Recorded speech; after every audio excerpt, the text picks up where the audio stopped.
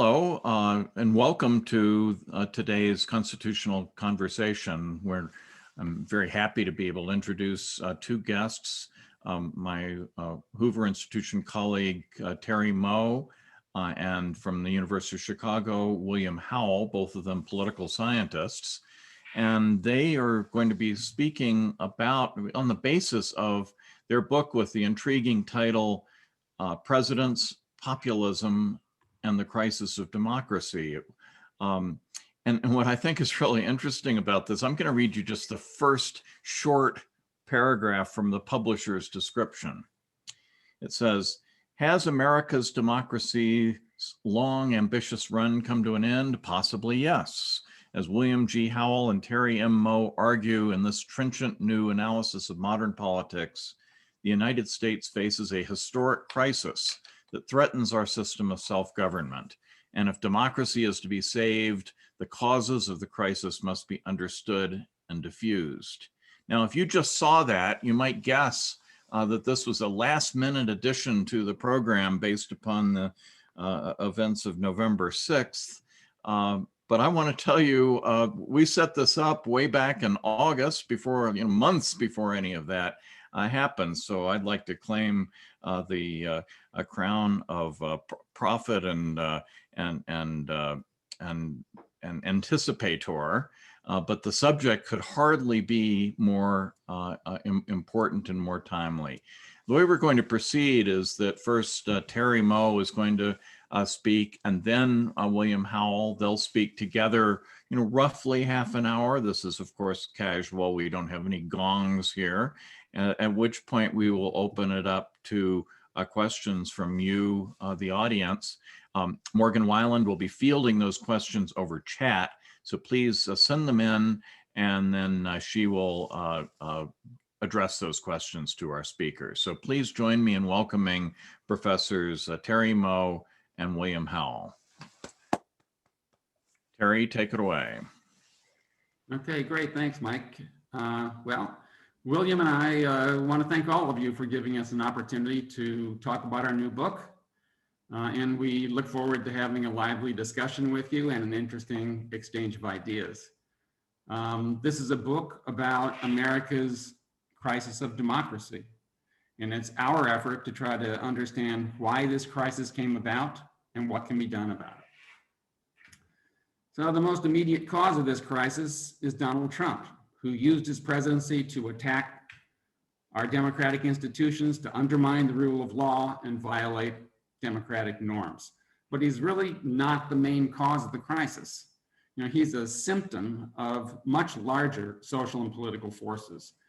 His rise to power was propelled by a white backlash to growing social diversity and to 8 years of our first Black president. But it was also propelled, and quite fundamentally, by enormously disruptive socioeconomic forces of globalization, automation, immigration, that have brought economic harm and cultural anxiety to tens of millions of Americans. So look, these are serious problems that our government has been entirely ineffective at dealing with.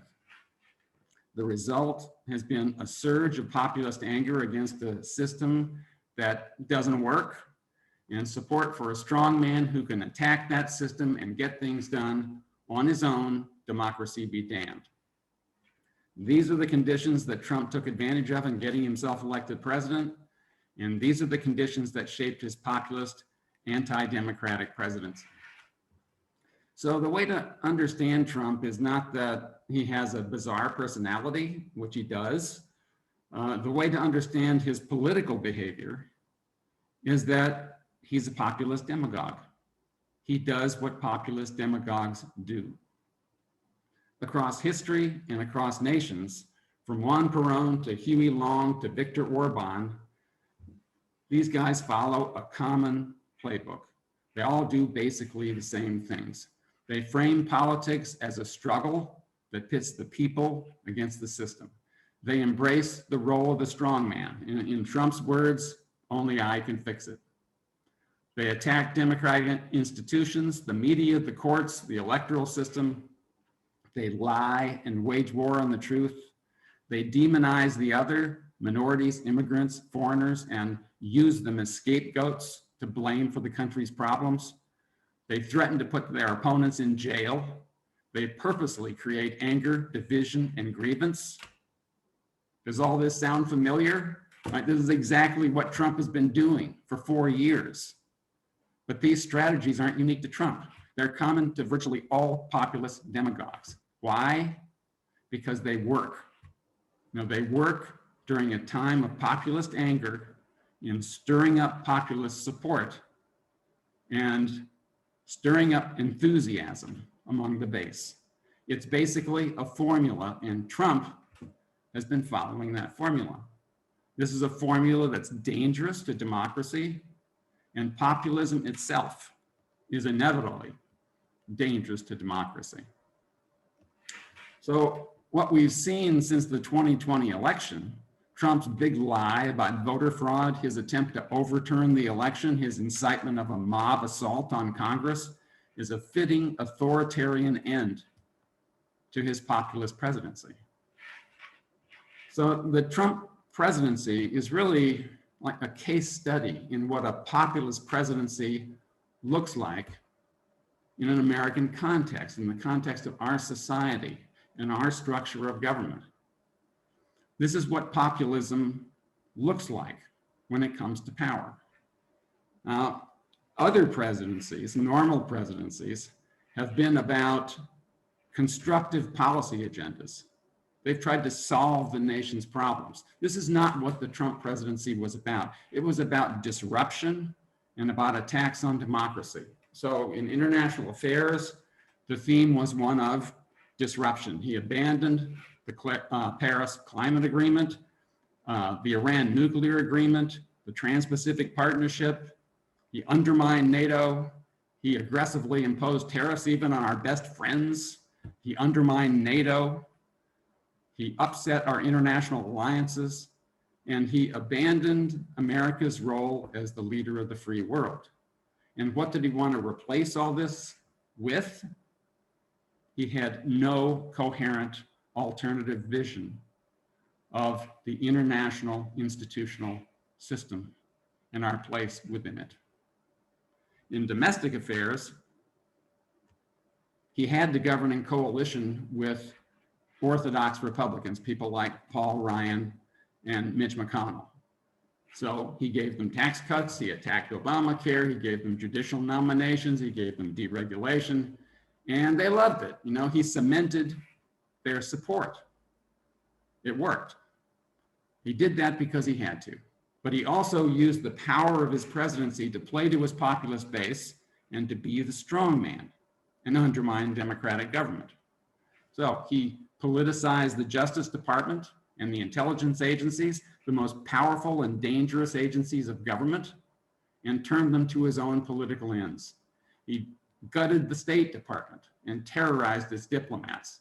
He denigrated and ignored our government's experts and scientists. He fired inspectors general and whistleblowers. He appointed hundreds of lobbyists and political lackeys to key bureaucratic positions. He used his bully pulpit to encourage racism and to demonize immigrants. He lied endlessly to the American people. He refused to let executive officials testify before Congress or provide documents, making it impossible for Congress to conduct oversight and investigations. He flat out obstructed justice, as documented in the Mueller report. And not least, he promoted his big lie about the stolen election. He undermined the legitimacy of our electoral institutions, which could last for many, many years. And he incited a mob to storm the Capitol building to prevent Congress from formalizing Joe Biden's victory. So, really, this is what a crisis of democracy looks like. So what can be done? Fortunately, Trump himself has been defeated. But his populist base, which is big and angry and anti-system, is still there. And so are the disruptive socioeconomic forces that gave rise to that populist rage. Globalization and all the rest are not going to go away. So other populist leaders are going to come along to take advantage of that. And they already are. You know, Josh Hawley and Ted Cruz and Marco Rubio want that populist base. More generally, populism is really the base of the Republican Party now. Republican members of Congress are afraid to cross it. They'll be primaried. So think of the 2/3 of the Republican House members who voted to support the big lie and to overturn Joe Biden's electoral votes. That was a grossly undemocratic thing to do. It was based on nothing. But they did it out of fear of that populist base. So the Republican Party now is the organizational vehicle for populism in the United States. It has become increasingly anti-democratic and dangerous. And all of that is magnified by its demographic problems. You know, we have rising numbers of minorities. Older people are dying out and younger, more liberal cohorts are taking their place. The Republicans have a problem with democracy and winning majorities. And so they engage in voter suppression and other means of staying in power without majority support. And all of this dovetails perfectly with their populist base, which itself is anti-democratic. So our crisis of democracy is not over with Trump's defeat. The question is, what can be done to meet the continuing populist threat to American democracy? The answer is that we need to get to the source of the problem. You know, we can't stop globalization, we can't stop technological change, but we can have a government that deals more effectively with the very real problems that millions of Americans are experiencing as a result of these things.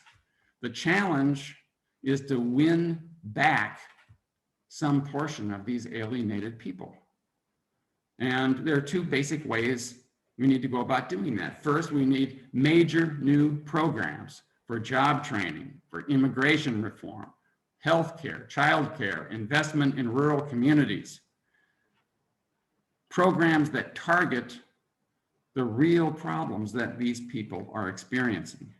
More generally, we need institutional reforms that give our government a greater capacity for effective performance.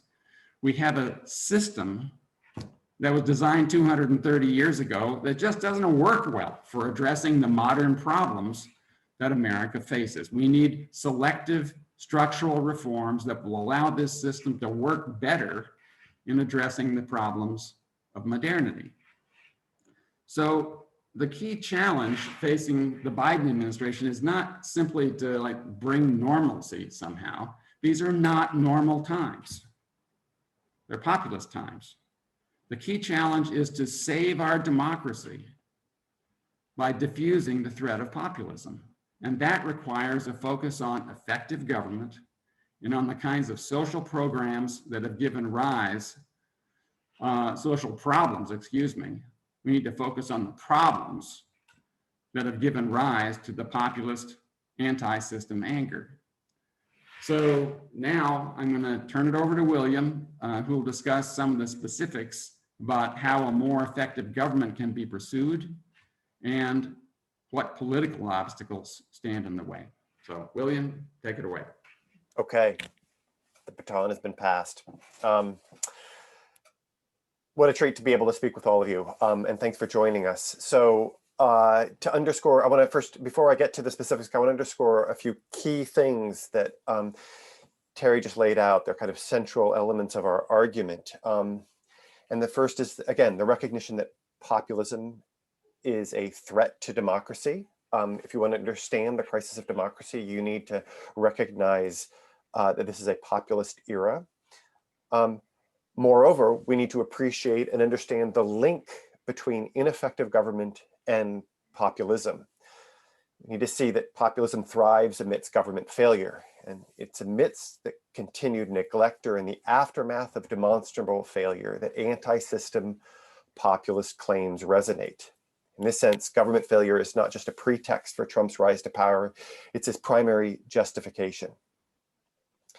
Moreover, again, to underscore something that Terry just said, the problems that modernity throws up, and that the government has been ineffective at dealing with, those problems are not going away. They're going to endure. Moreover, we have every reason to believe that the public's expectations that the government, and its expectations on both the left and the right, that the government is going to formulate meaningful responses to these big problems, they aren't going away either. And so if we're going to attend to the threat that populism presents, it will not do to simply celebrate the outcome of the 2020 election and to say, Trump is gone, now we're in the clear. What we need to do is to build a government that is more effective at attending to the problems that vast majorities of the American public recognize as the legitimate and necessary subject of government action.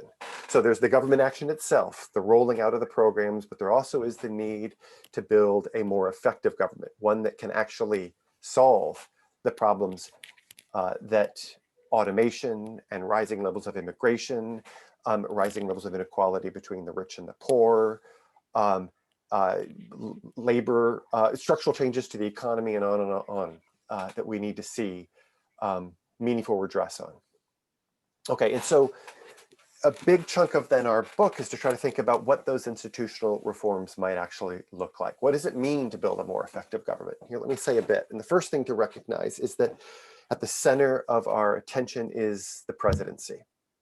Right? We want to focus on the presidency because whereas Congress remains mired in parochialism and special interest politics, the design of the presidency encourages a kind of leadership that runs in short supply in our politics.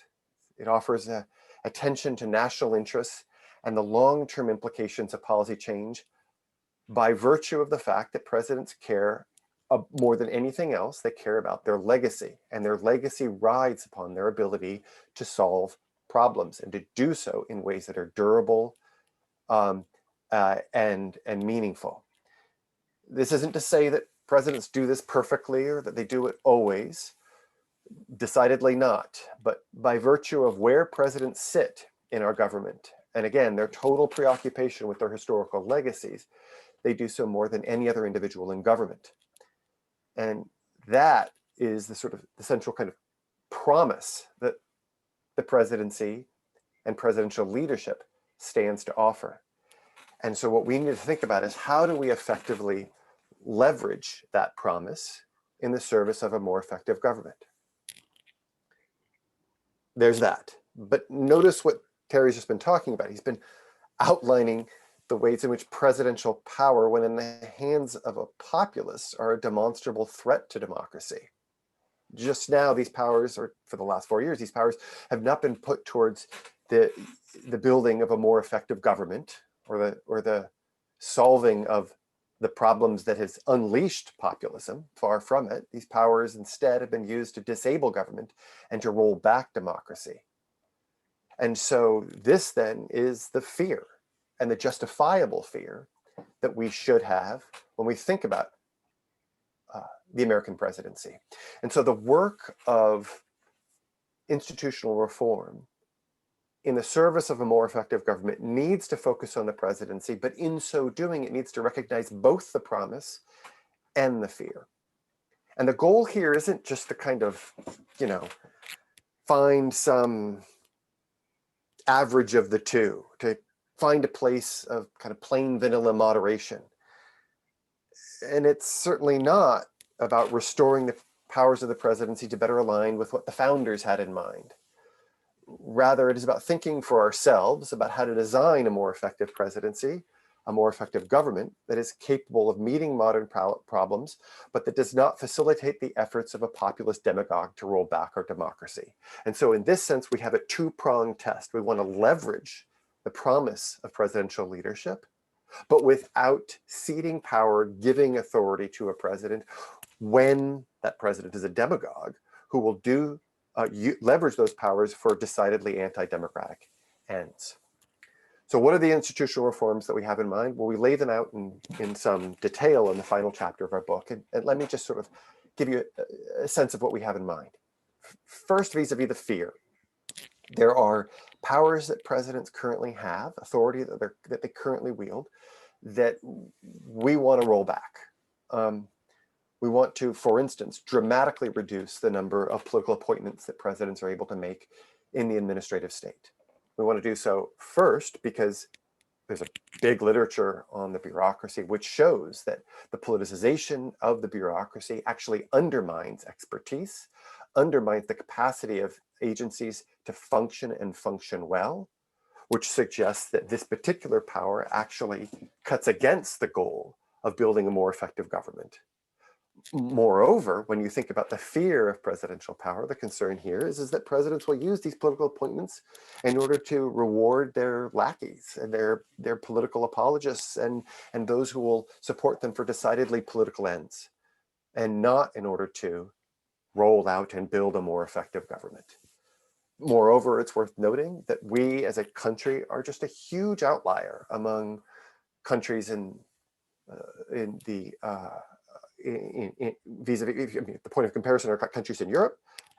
We have way more political appointments in this country, thousands of them, than you do in most modern democracies.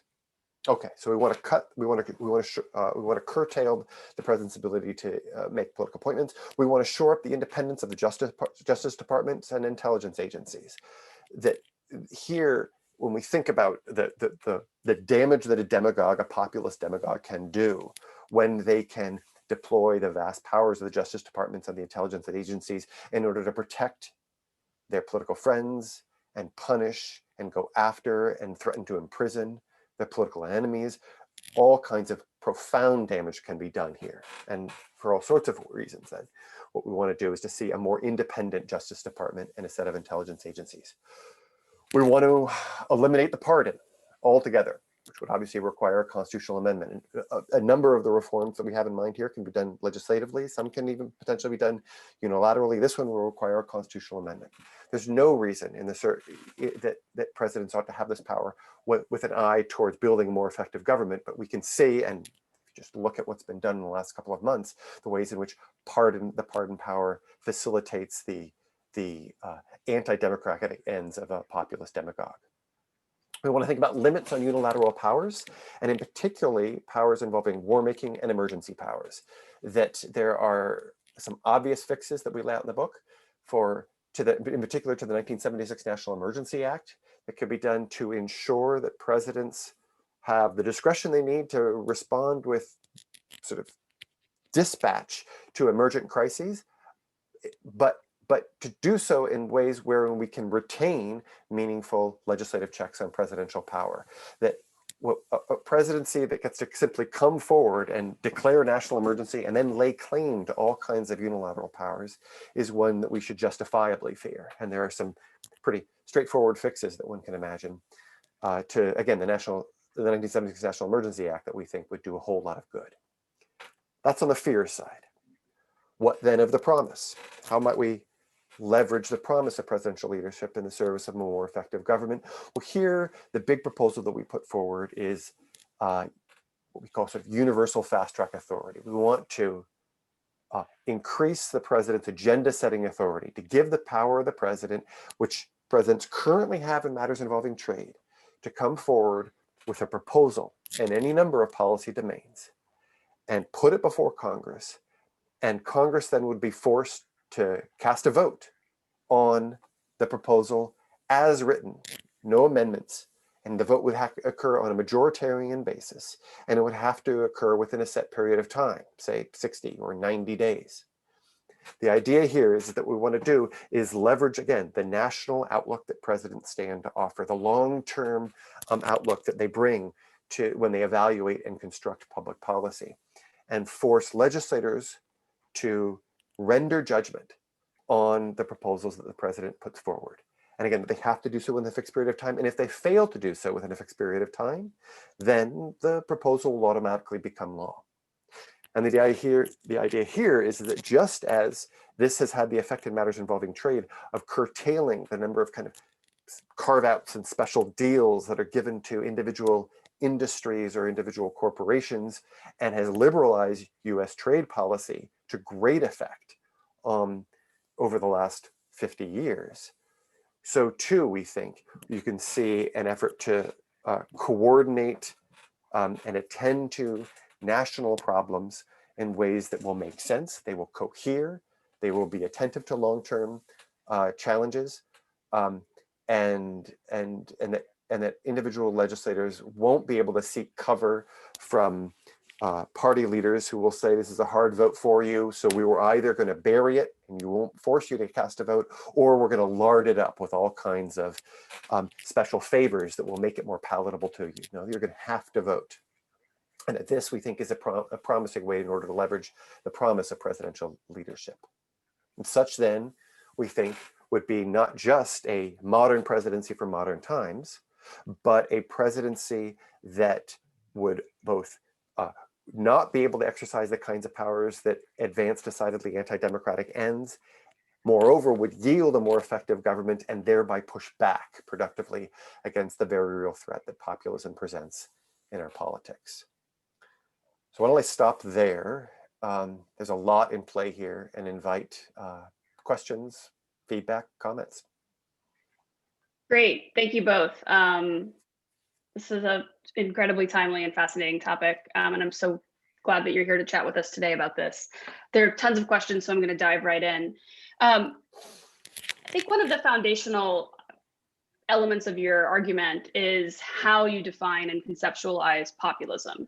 And I'm curious how you would think about populism that would come from the left. I think Sanders and Warren might be, I would never argue that they are analogs to someone like Donald Trump, but when I think about populism, potential future populists on the left, these are folks who believe in the power and role of government to address big problems in people's lives. And so I'm curious how you think someone from that political persuasion would be constrained by the solutions that you're putting on offer, or if you think that sort of individual would pose the same types of problems that someone like Donald Trump posed. Another way to think about this question is whether or not left-wing populism is a symmetrical problem to the one that you've rightly defined with Trump. Why don't I take the first stab at this one, Terry? What was and then that? you jump in. You usually get this one first. I want to take a stab at it first this time. All right. Like, what is this thing that we're calling populism? You can get authoritarian populists on either side, so think about Hugo Chavez. There are plenty of sort of left-wing populists who are authoritarians that have emerged, especially in Latin America, right? So it's not exclusive to the right wing. I think I should point out that in the vernacular, populism is often used when in reference to people who support the little guy, who want to have tax and want to tax the rich and redistribute income and that sort of thing, But that's not what we're talking about here, and that's not what most scholars of populism are talking about. They're talking about all the things that we've just been talking about with populism. And when you take somebody like Bernie Sanders or Elizabeth Warren, they believe that there are real problems with this system, and they're on the left. But they also are firm supporters of democracy, of democratic norms, of our democratic institutions, right? And they would never do the kinds of things that Donald Trump has done, or that Viktor Orban has done, or that Hugo Chavez has done, right? And so they're not populists in the sense that we're talking about now. If I could add a couple things to this. They aren't populist, both because they're not anti-democratic, but that they also, having offered this huge critique of the existing political order, every expectation is they would step in and set to work on rebuilding it. Right? What populist governance looked like is one that maintains ongoing opposition. They're essentially destructive. They wouldn't build a more capable administrative state. They wouldn't reconstitute the institutions that they've inherited in the service of slightly different ends. And that is precisely what I think a President Warren or a President Sanders would have done. One more thing is, and I think Terry's exactly right, like the coalitional politics right now, it's hard to see populism taking hold on the left. There's a reason why it's taking a hold on the right. If I think out sort of 30 years from now, what might it look like? You can imagine the following. Imagine that the climate warms by another degree or two. And imagine that wealth inequality becomes even greater than it already is. And that the debt that our children and grandchildren inherit is just crushing, right? That then one can imagine people on the left rising up and saying, you know what? The government, the people who are in positions of power have known about these problems all along. What have they done? They've done nothing. And somebody who then steps forward and says, we don't have time for democracy anymore. We've got to deal with these problems, and I'm the one to deliver solutions to you. Then there is your left-wing populist. I mean, it's a different kind of problem. They would point towards different kinds of political enemies. It would be not people who are black, brown, and immigrants who are trying to, caravans coming from Central America. They would be about cabals of rich people, or right. There would be different kinds of enemies, but the dynamics, essential dynamics, would be much the same. And in that sense, Morgan, to your question, there is a kind of symmetry that can carry through on both the right and the left. Sort of a follow-up, just to press you guys a little bit. How would you think about the possibility that identity politics on the left is a form of populism? I don't see the link. In the sense that, I mean, there are different kinds of politics. Populism offers a kind of a deep critique of a political order, says it's broken, it's antiquated, it's rigged through and through. And the political outsider who presents himself, it's almost always a he, as the outsider, and says, look to me, right? Look to me, I'm the one who's going to solve it for you, in the service of true, real Americans, which for us are going to be white, conservative Christians, who they have in mind, right? How that interacts with or plays off of the themes of identity politics, I'm not sure. Okay, great, thank you. Just to clarify, all of these questions are coming from the audience. I'm just trying to give them voice and make this a more conversational back and forth. So sort of related to the populism discussion, one of our audience members asks if the GOP has fundamentally changed before and with Trump. And I think that question gets at a bigger debate about whether Trump is an anomaly or if he fits into a larger trend in the GOP that's been, percolating for the past generation. And how would you address that in particular with respect to the rise of populism that he harnessed and that fueled his rise, as you explained? Yeah, I'll say something about that. I mean, look, this has been going on for a long time. Ever since the Southern realignment, when the South became Republican, it took decades to happen, but now the South is the base of the Republican Party. The social conservatism of the South has become a big part of the base of the Republican Party. So there's that, which dovetails with the populist base now. There are the tactics of Newt Gingrich about demonizing the other side, about a war on truth. Those things began to take root in the Republican Party and to dominate it in the 1990s. And so the Republican Party has been on a path toward populism, because the South is very populist, for a long time. And what it really took was a Black president and the Tea Party movement to sort of push it over the edge. And even then, most Republican elites, the Mitt Romneys of the world, never saw this coming, right? The Republican Party nominates George W. Bush and John McCain and Mitt Romney, all the usual types. And then in the 2016 election, who's running for the nomination? A whole bunch of regular Republicans are running for the nomination. And one guy one guy who sees that there is this rising populist anger, and it's been rising for a long time. Pat Buchanan recognized that in the 1990s, right? And Trump comes along and says, okay, the time is right. Trump's been watching this for decades, trying to decide when he should do it. And he decided 2016 was his time, and he was the only one who saw it. And when he went for it, he was exactly right, right? And by that time, and thanks to him and his leadership, the populist base was so big and so angry that it basically has taken over the Republican Party. A couple of panelists, or rather a couple of audience members, have pointed to executive orders and the imperial presidency that we've seen arguably under the prior few presidents Obama and Bush.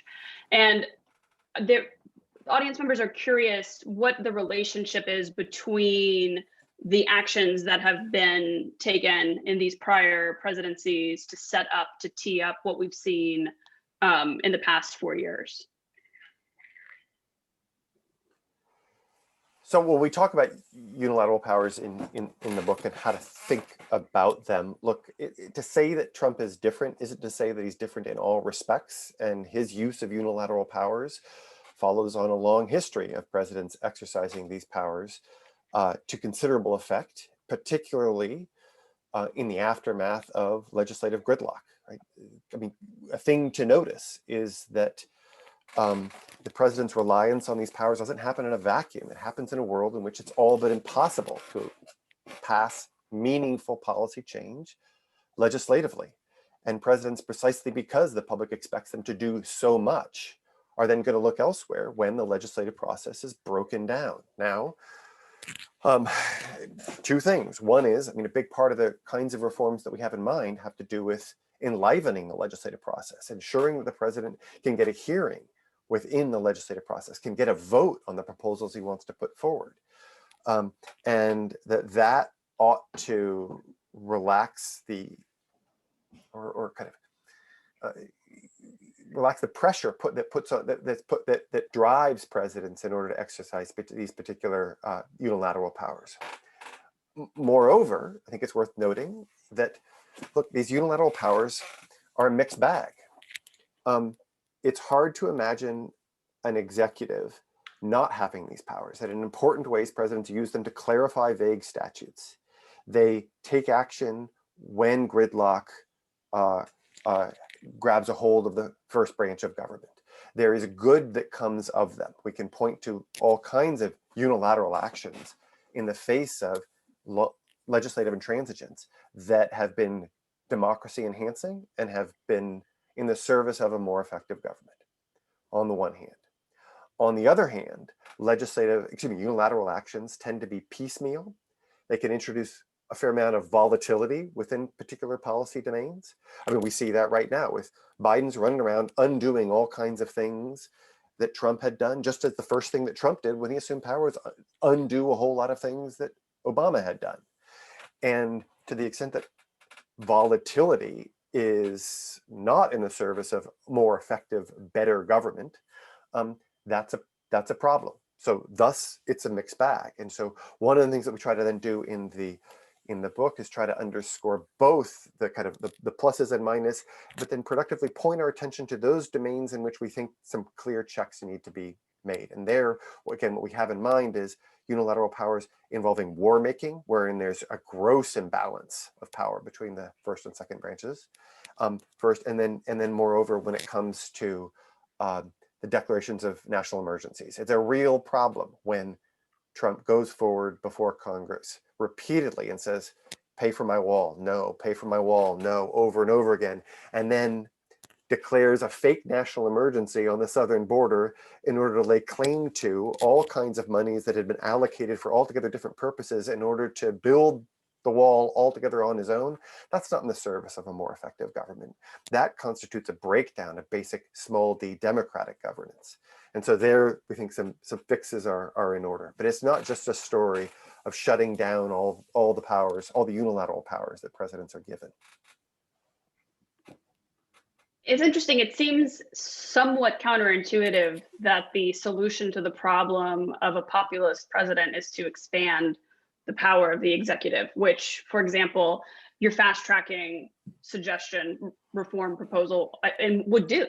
So could you address for the audience why it wouldn't be better to reform Congress so Congress itself is more reflective of the people's will? I think you may have either one or both of you written a book on this question, but I think it might help clarify why you're going after one branch of government as opposed to the other, especially because for this legal audience, a largely legal audience, there are separation of powers issues baked into the proposals that you guys have. So if you could address that too, that would be great. Well, there's a lot going on in what you just asked. Look, presidents are the champions of effective government relative to Congress. Congress is made up of 535 people. They come from states and from districts. They're tied to local interests. They're not held accountable for programs that don't work. You know, lots and lots of programs don't work. I think we need to rely on presidents and presidential action in order to get a more effective government. So what we don't want to do is to simply say, wow, Trump was an authoritarian, so what we need to focus on is tying presidents up in knots. If we do that, we're sunk. If we just have to rely on Congress. Okay, now this question about, well, why don't we just reform Congress? I think that there are many, many, many ways to do that. I think most of them are probably not going to happen and are very impractical. And I think you really open up a can of worms there in thinking about what we might do with Congress, you know, to make it a more effective governing institution. Right now, it's ineffective because there are 2 houses of Congress and there are 535 people and they have gigantic collective action problems and Congress is an institutional mess. You know, and if you could really sit back and think about it, you might think about things like, okay, the Senate is grossly undemocratic. You know, it way overrepresents rural areas of the country, sparsely populated areas of the country. And we should do something about that. You know, and maybe for House districts, you know, we shouldn't have just one person elected per district. Maybe we should have multi-member districts, right? Or maybe members represented from the entire state, something like that. There are all kinds of different ways to do it. So I think if you got serious about reforming Congress, it would take books, you know, to really get into that. There's so many different ways that you can reform Congress. What we've done is to home in on this one thing, which is the legislative process as it currently exists.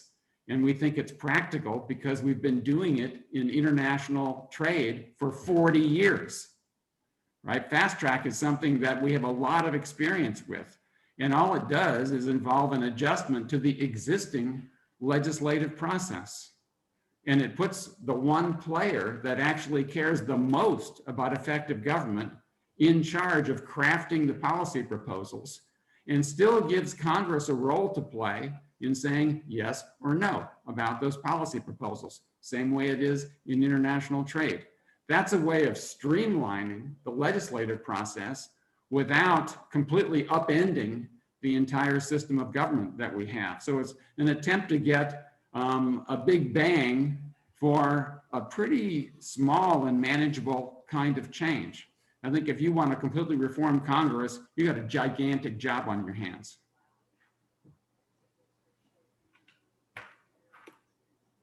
I'll reiterate though, since I did ask you several questions all packed into one. What about the separation of powers concerns? Do you think those are legitimate, that we're handing over too much lawmaking authority, taking it away from Congress and handing it to the president with the fast tracking proposal? Or perhaps you don't see that as a concern?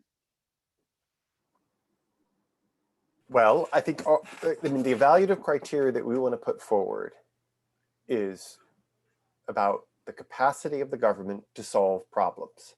Do we have a government that can meaningfully solve problems that majorities and supermajorities of Americans see as the legitimate subject of public action? And if we're going to get there, we want to argue what we need to do is fundamentally alter the legislative process such that presidents have agenda setting power, that they're not that right now, the only people who have agenda setting power reside within Congress itself, and that we can think more expansively about that, as many other other presidential systems have done. Now, so then I think what's behind your question is there some like balance that's lost? We need to maintain a certain kinds of balance, either by reference to the expectations of the founders or by some notion of that we think about there being kind of an equal allotment of authority. Notice again, what we're doing is not just expanding the presidential power in some ways, in other ways we're constricting it in a whole host of domains. And it's trying to then think about how do we, again, leverage the promise while not falling prey to the fear. That strikes us as a much more helpful way to think about institutional reform in the service of more effective government than saying, well, how do we keep the balance as an abstract kind of goal, right? So we're not just sort of putting all our money on the increase side, that we aren't, but it's again, trying to rethink the presidency and how it's designed so that we can put it to good use, not just so that there is some kind of equal allotment of authority between the first and second branches of government. Can I just add a few words to that? Look, I think the bottom line here is that Congress does a lousy job of legislating. That is its job. It is the lawmaking center of our institutional system, and it is terrible at it. Okay, we need laws that address the serious social problems that this country faces. What are we going to do about that? Okay, fast track is one way of dealing with it. Okay, does it violate separation of powers? No, I don't see why it does. Look at trade. How did fast track come about in international trade, and why have we used it on and off for 40 years? Because Congress has legislated and said, okay, we're going to do this. Okay, we will do this. Right? We're saying that this is the most effective way to legislate, for us to legislate in the area of international trade. They agreed to do that.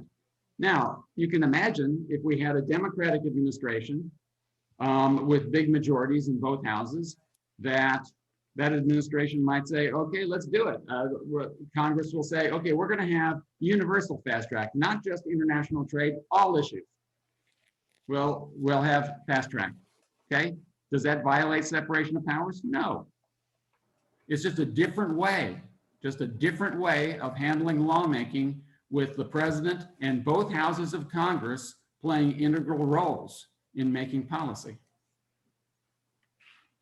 Following up on the conversation that we've just been having, one of our audience members asks the following: you speak frequently of effective government, but doesn't that just wave away legitimate policy disagreements, which we need democratic means to resolve? If there were an objective metric for effective government, we should just go there. Why bother with the messiness of democracy? We're not arguing on behalf of a technocracy. We're certainly not arguing on behalf of a dictatorship, right? The question points to, and we wholly embrace, the legitimacy of debates about what are the purposes of government, and then conditioning on having recognized a particular purpose, the legitimate debates about what constitutes good policy. There are real and meaningful debates to be had on both scores. Where we come in is to say, if you're on the left or on the right, whatever your purposes are, the particular set of institutional arrangements that we have are not just going to underwhelm, they're going to frustrate. Our ability to get good policy is deeply is limited by the existing legislative process and by the design of the first and second branches of government, and we need to rethink them. We often, when we think about the failures, we think about sort of policies on the left and the frustrations of folks on the left. Think about the tax policy right now, right? think about how just the extent to which it is larded up with complexities and carve-outs and exceptions for every imaginable organized interest group, which is born precisely of the lobbying efforts of those organized interests on the first branch of government. It's born of that, not because anybody would design our tax policy from first principles. So that when you had this breakthrough moment in '86 with the 1986 tax reform that was advanced by Ronald Reagan, which greatly simplified the tax code, right? This was born of presidential initiative. How did Congress respond to it in the years ahead? Well, each individual legislator did what each individual legislator was meant to do, which was to fight like hell on behalf of his or her organized interests back home. And the result was, in the years that followed, the promulgation of thousands and thousands of pages of new tax code, which brought us right back to the mess that we're in once again. So this is not about a story about, advancing or prioritizing the interests of the left or the right, or sort of presuming that somehow there aren't legitimate debates to be had between the left and the right. It's about thinking about institutions that give us a chance of actually solving problems, recognizing, again, there are legitimate debates about what those problems are and what a policy solution looks like. On the theme of technocracy, as you put it, a couple of our audience members have kind of wondered whether increasing the power of the administrative state, which I think the assumption here is that you're suggesting that we would do that, correct that if that's incorrect, that would promote more democracy and more effective government, that is a flawed premise because these bureaucracies are undemocratic and inefficient and self-interested.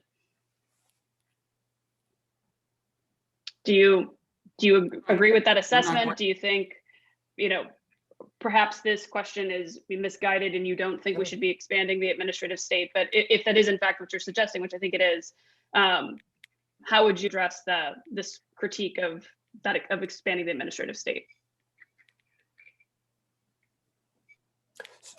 Well, look,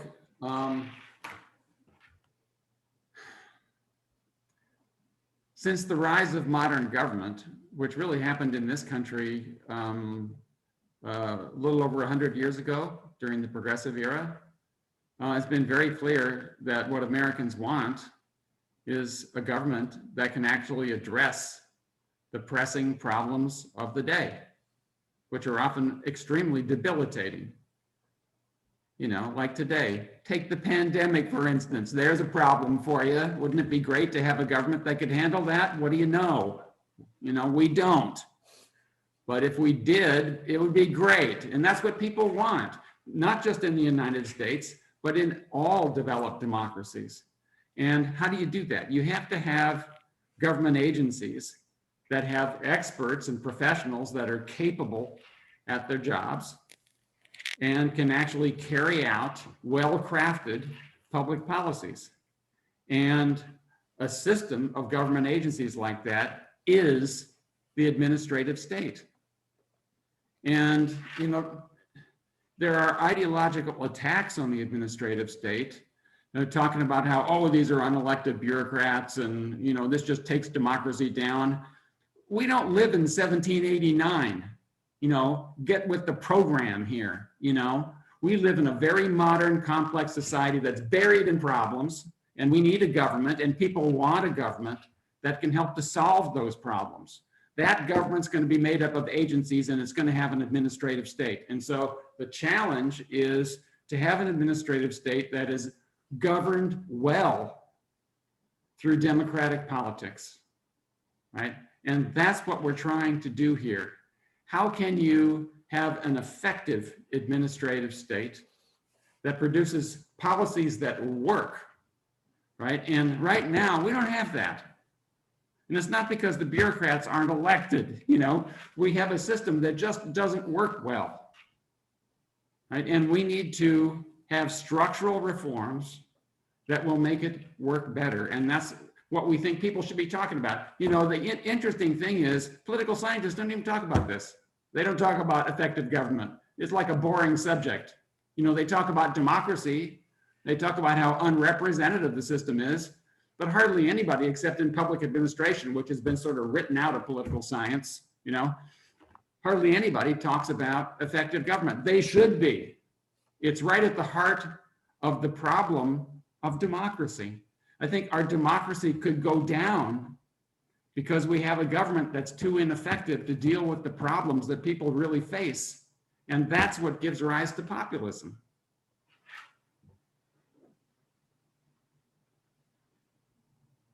To your point about, as you describe it, having an effective government that solves problems, a few audience members have asked whether ending the filibuster, top of mind in news today, would help facilitate effective governing.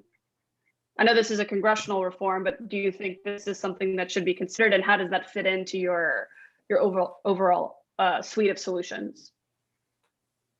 It should be Absolutely. considered. It figures it. Yeah, it should be considered. It figures into the fast track authority insofar as we're saying you have to vote on a straight majoritarian basis in both chambers of Congress.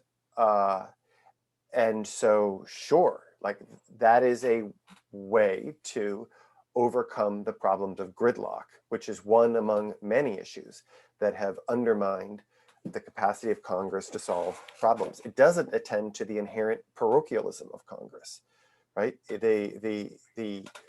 There are reasons why Congress is just a kind of a feeding trough for special interests. It doesn't change that fact. It doesn't turn legislators into champions of national long-term solutions to national long-term problems. But it certainly allows for a kind of action that it right now is stymied. Look, one other thing. Look, we have a government that's filled with veto points. The more veto points you have, the less possible it is to do anything, right? In a modern society filled with problems that need to be addressed, you can't have a government that just gridlocked because of all these veto points. The filibuster is a veto point. What is the justification for the filibuster? I can't think of a good one. The Senate should be making its decisions based on the majority. So should the House, and the House does. We already have 2 houses and 535 people. It's complicated enough, and there are all these committees with jurisdiction over everything, right? The filibuster just gets in the way, and these people who get dreamy-eyed about it and think, oh, it really encourages compromise. No, it doesn't. It encourages gridlock. It means that a minority of the people in the Senate can block anything they want. That's democracy? I don't think so. Is that a good way to solve social problems? No, it's not. It's a terrible way to do it. So I think the very best solution, if it's possible, is to get rid of that thing permanently. Tell us what you really think about it. No, your point is very well taken on the filibuster and how it fits in with your overall argument about fast tracking. Setting aside the filibuster, since my next question could be seen as a defense of it, and it is not intended that way. A couple of our audience members are interested in the role of bipartisanship today and whether or not it's important to return to a more normal politics, if that's even something that's possible, whether the Biden administration should attempt to tack to the center in order to win a broader base of support for the policies that he's put on the table. How important is this norm to good governance? So I'll take an initial stab at this. Ezra Klein wrote a long essay this weekend addressing precisely this point, and we think he got it exactly right in that what we need is a government that will act and act forthrightly in order to attend to the real harm that lots of vulnerable Americans are feeling right now. And if what you do is in the name of bipartisanship is wheel out a set of kind of watered down piecemeal programs that don't accomplish much at all as a way of saying, let's split the difference between you and me, but don't attend to the real harm that lots of Americans are feeling, and the anxieties and the angers and the bigotry that flows from that, we are not going to attend to, again, what the core threat that our democracy faces, which is one of rising levels of populism. So all else equal, would we like to see more bipartisanship? Sure. What we need, though, is forthright, meaningful action that attends to this harm felt by all kinds of vulnerable Americans. And if we don't get that, we stand to lose our democracy. Yeah, just quickly add, you can't just have bipartisanship because you want it, because it seems democratic. The fact of the matter is, we live in a very polarized political system. It's a tribalized system. And what the Republicans want in this case, I'm sure, is to see to it that the Democrats don't get what they want. That the Democrats lose. If the Democrats do a lousy job of getting what they want, then the Republicans are more likely to win in the next election. When Obama was elected, McConnell said that his #1 goal was to see to it that Obama was a one-term president, meaning anything this guy tries to accomplish, we're going to try to block, right? And so that's what happens in a system that's tribalized. And while everybody talks about bipartisanship as though it's possible, all of the incentives are structured in a way that make bipartisanship virtually impossible. Well, thank you both for being with us here today. Our time has gone by, and thanks to the audience for both being here and also for putting forward such provocative questions. So please join me now in thanking our speakers. And Morgan, would you please remind us of when our next such gathering will be? I should know, but I know you know.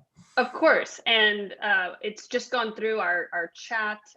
Oh no, it has not gone to our chat. I will just tell you. It is on Tuesday, February 2nd at 5 p.m. Pacific.